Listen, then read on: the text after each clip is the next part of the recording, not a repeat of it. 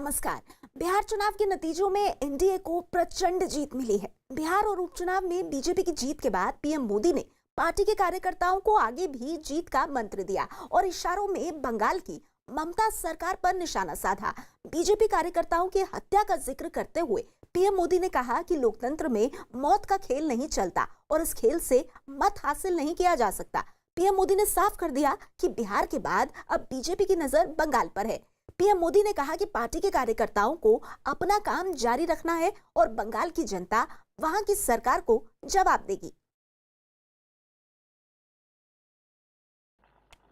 साथियों, जो लोग लोकतांत्रिक तरीके से हमारा मुकाबला नहीं कर पा रहे हैं, हमें चुनौती नहीं दे पा रहे हैं,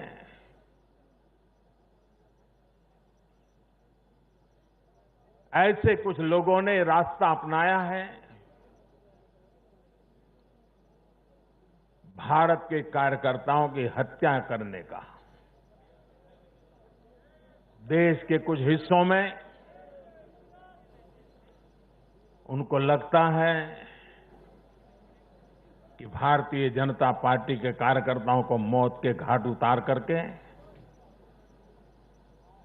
वे अपने मंसूबे पूरे कर लेंगे। मैं उन सब से आग्रहपूर्वक समझाने का प्रयास भी करता हूं। मुझे चेतावनी देने की जरूरत नहीं है, क्योंकि वो काम जनता जनार्दन करेगी।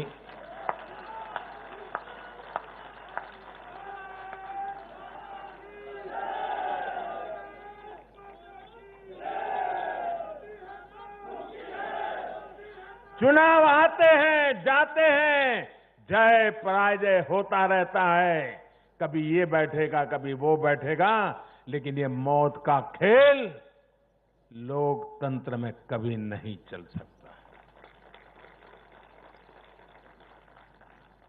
और मौत का खेल खेल करके कोई मत नहीं पा सकता है। ये जरा दीवार पर लिखे हुए शब्द पढ़ लेना।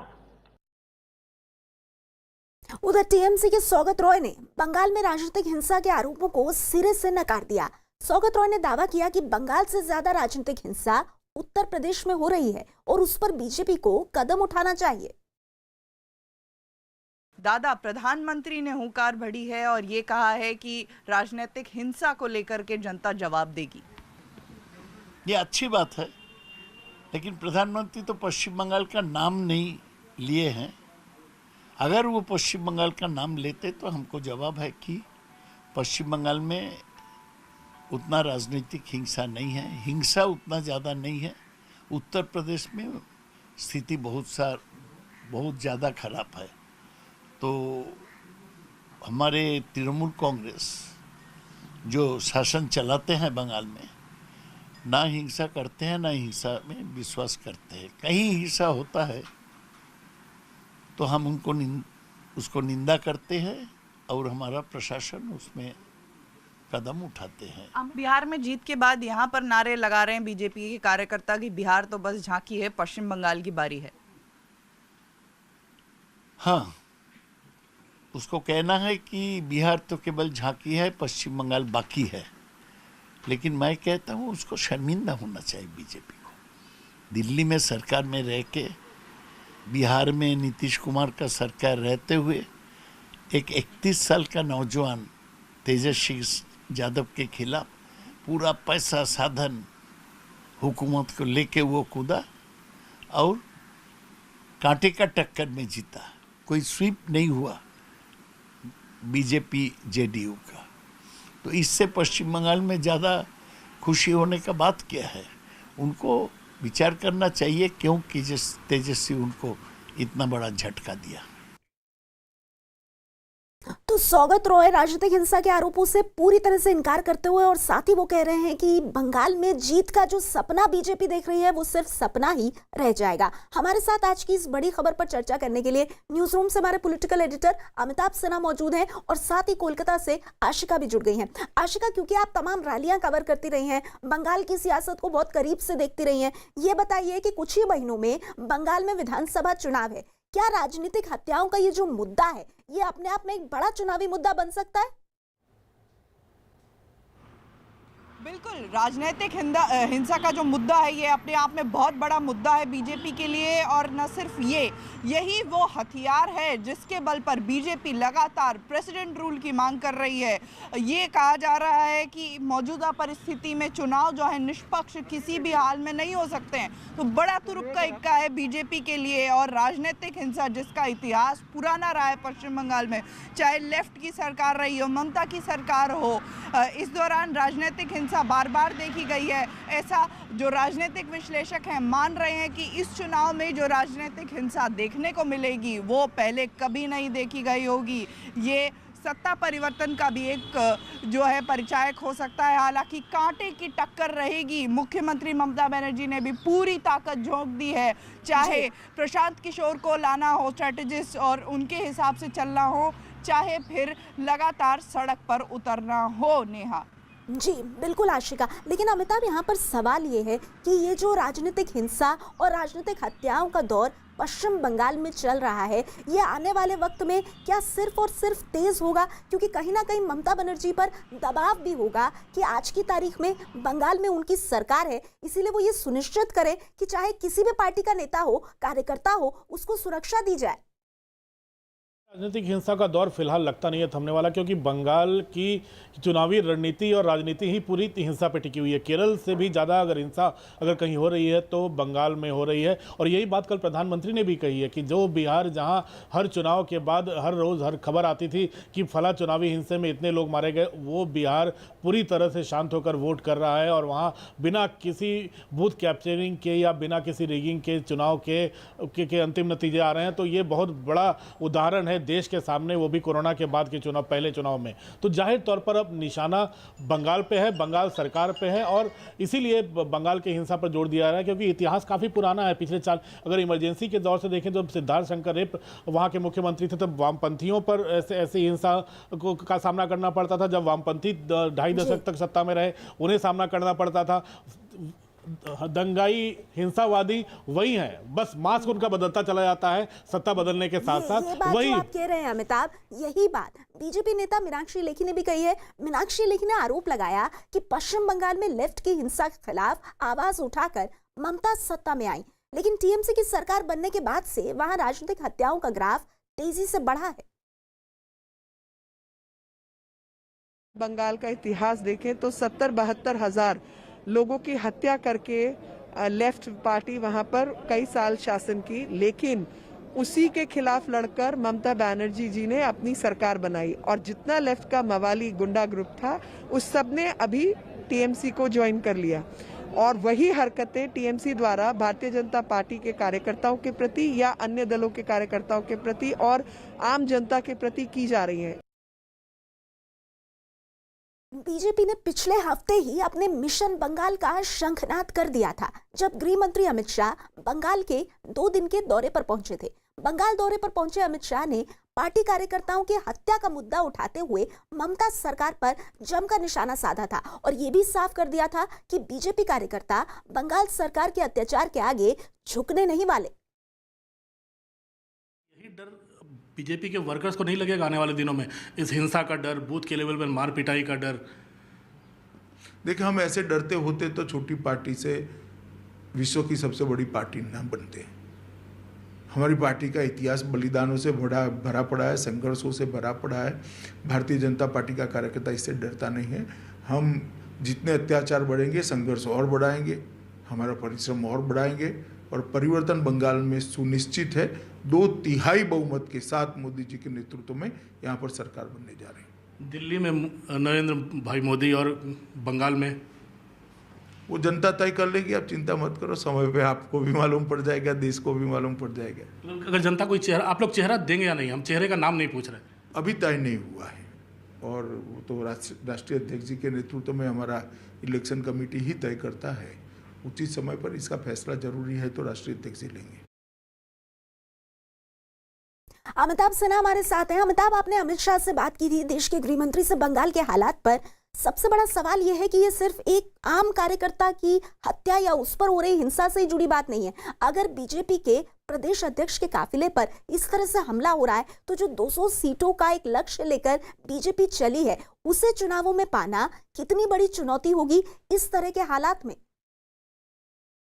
सांसद वांसद भी, अर्जुन सिंह सांसद उनके घर के बाहर बम फेंके गए, आगजनी हो गई। एक सांसद है जिनको नज़रबंद कर दिया गया। कई सांसद ऐसे हैं जो अगर मूव कर रहे हैं तो उनको रोक दिया जाता है। बाबुल सुप्रियो कई बार आरोप लगा चुके हैं कि निकलते हैं अपने लोकसभा क्षेत्र से तो रैलियों तक नहीं पहुंच पाते, कलकत्ता में रास्ते में ही ट्रैफिक में उनको रोक दिया जाता है। तो ऐसे तमाम आरोप हैं जो कि ममता सरकार पर लग रहे हैं कि विरोधी दलों को न बोलने दे रही हैं, न रैलियाँ करने दे रही हैं, न डेमोन्स्ट्रेशन करने दे रही है। बीजेपी के भी जो धरना प्रदर्शन हुए उस पर उसको भी काफ़ी वायलेंट तरीके, हिंसात्मक तरीके से रोका गया। तो ये तमाम चीज़ें हैं जो बीजेपी को अब मिलजुल कर लड़ना है नेहा। और बीजेपी ने शायद इसीलिए अपने तमाम बड़े नेताओं को, कैलाश विजयवर्गीय जो पार्टी के महासचिव हैं, उनको पूरी तरह से अमित शाह ने बंगाल में ही लगा दिया है कि आप बंगाल में ही रहो, बंगाल में ही लोगों को मैनेज करो।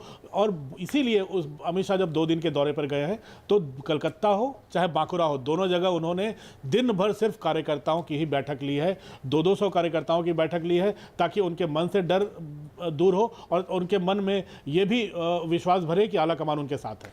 बिल्कुल। और जिस तरह से बंगाल में बीजेपी बढ़ रही है वो कहीं ना कहीं ममता बनर्जी के लिए चिंता का सबब जरूर है। इस बीच न्यूज़ 18 से खास बातचीत में केंद्रीय मंत्री गिरिराज सिंह ने कहा कि बंगाल की जनता ममता बनर्जी सरकार को सबक सिखाएगी। बिहार में विधानसभा चुनाव के नतीजे आए, बाई इलेक्शंस कई राज्यों में हुए, उसमें बीजेपी को काफी कामयाबी मिली है। पश्चिम बंगाल में आगे चुनाव है, वहां पर आपकी पार्टी के कार्यकर्ता मारे जा रहे हैं। प्रधानमंत्री ने कल खुद इसका जिक्र किया। क्या पश्चिम बंगाल पहली बार बीजेपी वो किला फतह कर पाएगी? देश में किसी ने नहीं सोचा था कि 370 धारा खत्म होगा, एक देश एक कानून होगा। देश ने किसी नहीं सोचा था राम मंदिर होगा, आज राम मंदिर भी हो रहा है। और जब बिहार का रिजल्ट और पूरे देश में बाईपोल, ये बाईपोल का रिजल्ट, गुजरात में कांग्रेस का थुपरा साफ, मध्य प्रदेश में थुपरा साफ, मणिपुर में हमें मिला, हमें तेलंगाना में मिला, कर्नाटक में मिला, उत्तर प्रदेश में मिला, और बिहार की जीत, बाईपोल की जीत और बिहार की जीत तो केवल झांकी है, अगली बारी बंगाल की है। लेकिन बंगाल में तो ममता बनर्जी कह रही है कि जैसे यहाँ पर कुछ कर नहीं पाएंगे मोदी। देखिए, मोदी को करने की क्या जरूरत है? करेगी वो जनता जो बटन दबाएगी ईवीएम का कमल छाप पे। यहाँ कोई कुश्ती थोड़े ही लड़ना है।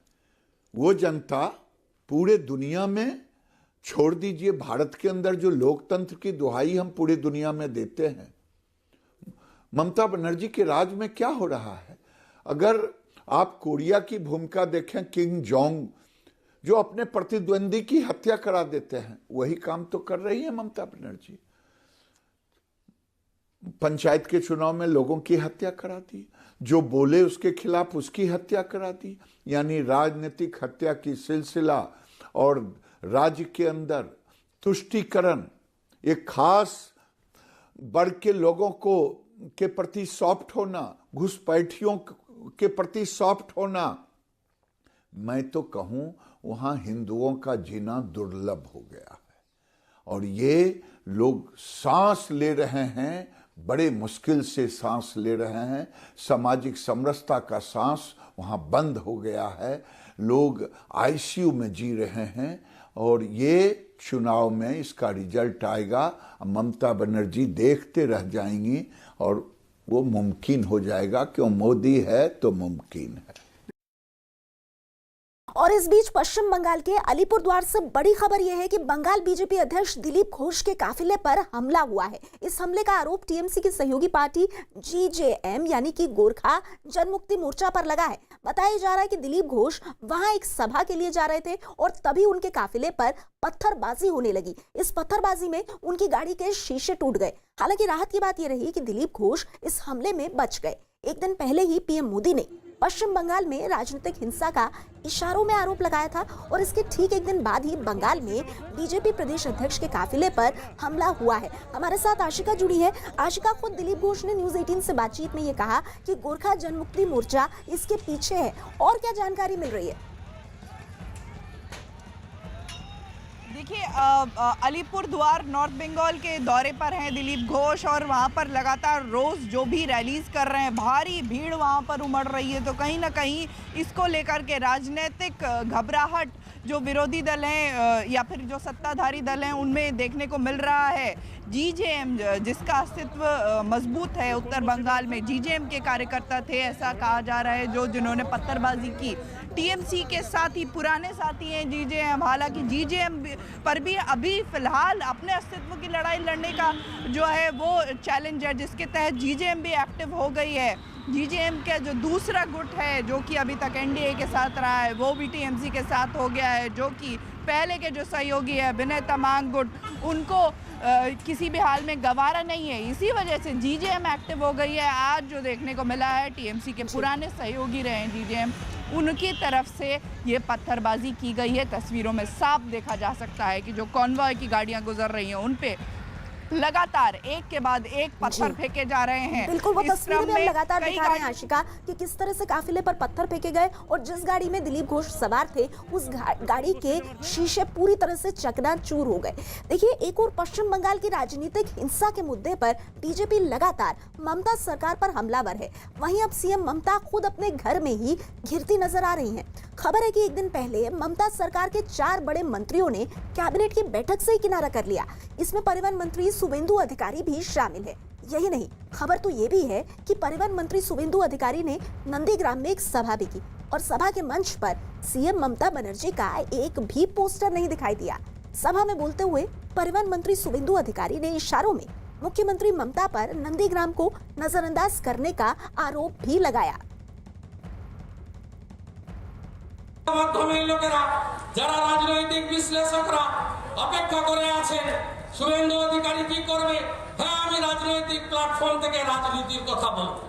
আমার মত কি, পথ কি, আমার চলার পথ কোথায় স্বচ্ছন্দ, কোথায় গর্তে ভরা, কোথায় আমি হোঁচট খাচ্ছি, কোন রাস্তা দিয়ে হাঁটলে আমি সহজে স্বাভাবিক রাস্তা হাঁটতে পারবো, সেটা তো রাজনৈতিক প্ল্যাটফর্মে বলবো। এই প্ল্যাটফর্মে আমি বলবো না, এই প্ল্যাটফর্মে আমি বলবো না, এই প্ল্যাটফর্মে আমি বলবো না, এই পবিত্র প্ল্যাটফর্মে রাজনীতি করি না, ভবিষ্যতেও করবো না। तो क्या शुभेंदु अधिकारी पाला बदलने वाले हैं? सवाल तो ये भी उठ रहे हैं। इस बीच हाल ही में न्यूज 18 से खास बातचीत में शुभेंदु अधिकारी के सवाल पर गृह मंत्री अमित शाह ने क्या जवाब दिया, आपको वो भी दिखाते हैं। भी काफ़ी अफवाहें उड़ रही हैं कि एक बड़े मंत्री हैं ममता सरकार के, वो शामिल होना चाहते हैं। अगर मैं नाम ले सकता हूँ शुभेंदु अधिकारी। मेरे मुझसे कभी कोई बात नहीं हुई, ये तो स्टेट यूनिट का अफेयर्स है, मगर मुझसे कोई बात नहीं हुई, ना संपर्क है मेरा। तो चुनाव तक अगर कोई आना चाहे, उनकी नीतियों से दुखी होकर, तो आप लोग स्वागत करेंगे? काफ़ी सारे लोग आए हैं, हम तो चुनाव के बाद भी स्वागत करेंगे। तो पश्चिम बंगाल की सियासी स्थिति पर हम नजर बनाकर रखेंगे। बढ़ते हैं आगे। अयोध्या में 13 तारीख को होने वाले दीपोत्सव कार्यक्रम की तैयारियां जोरों पर हैं। पिछली बार दीपोत्सव कार्यक्रम के दौरान अयोध्या के घाटों पर दियों को जलाने का रिकॉर्ड बनाया गया था और इस बार उस रिकॉर्ड को तोड़ने की तैयारी की जा रही है। बताया गया कि दीपोत्सव कार्यक्रम में 5,51,000 दिए जलाकर नया वर्ल्ड रिकॉर्ड बनाया जाएगा।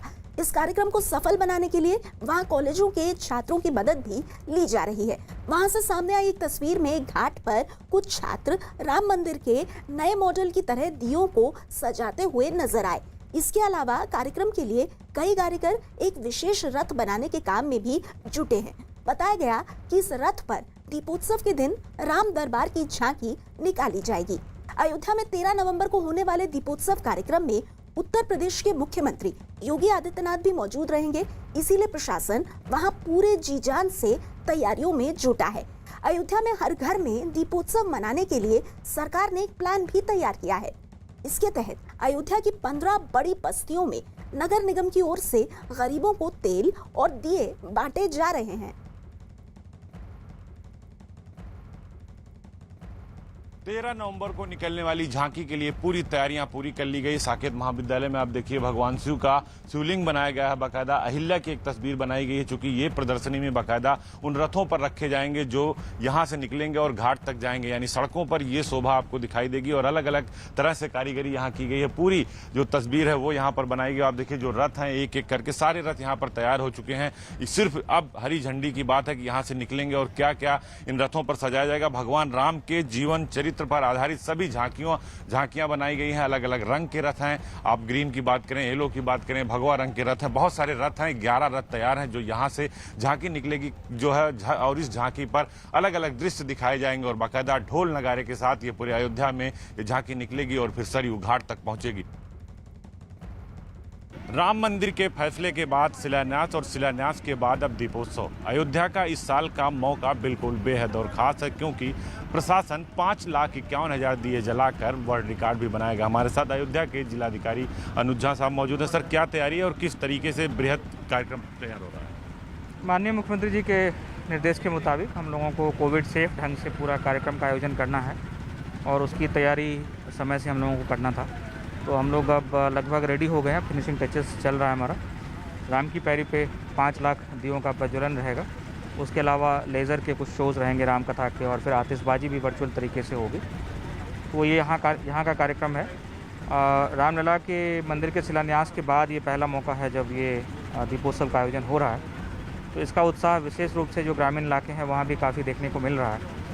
तो वहाँ से भी हमें जो अपडेट आ रहा है उसके मुताबिक जितने भी कोई इंपॉर्टेंट प्लेसेस है, चाहे टूरिस्ट के हैं, चाहे आप राम जो तीर्थ है राम मंदिर ट्रस्ट के, उसके भी मेंबर्स हैं, तो 492 साल बाद ये पहला अवसर होगा जी कि जब जन्मभूमि स्थल पर दीपोत्सव मनाया जाएगा। जी जी, तो माननीय मुख्यमंत्री जी भी वहाँ जाएंगे रामलला के दर्शन करने के लिए, पूजन करने के लिए। अपनी ओर से दिया भी वहाँ जलाएंगे। अयोध्या में इस बार करीब 500 साल बाद राम जन्मभूमि पर दिवाली मनाई जाएगी। इस पर साधु संतों ने खुशी जताई है।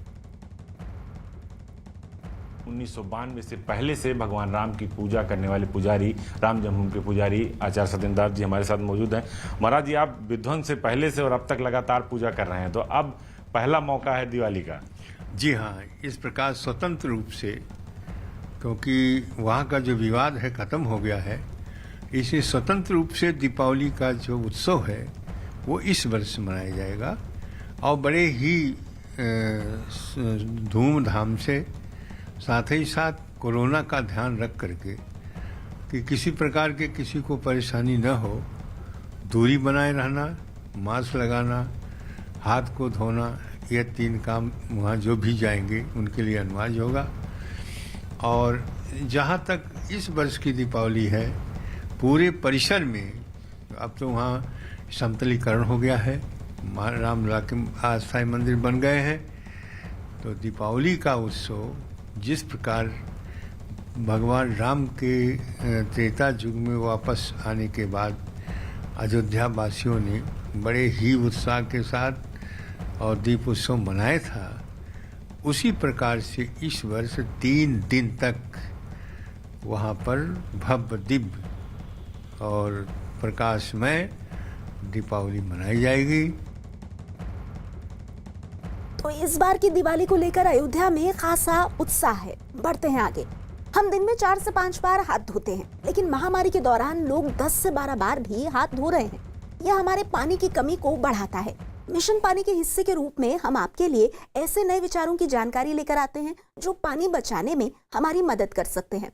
आज IIT चेन्नई द्वारा इंक्यूबेट किया गया एक इनोवेशन है जो हैंड वॉश करते समय 90% नल का पानी बचाता है।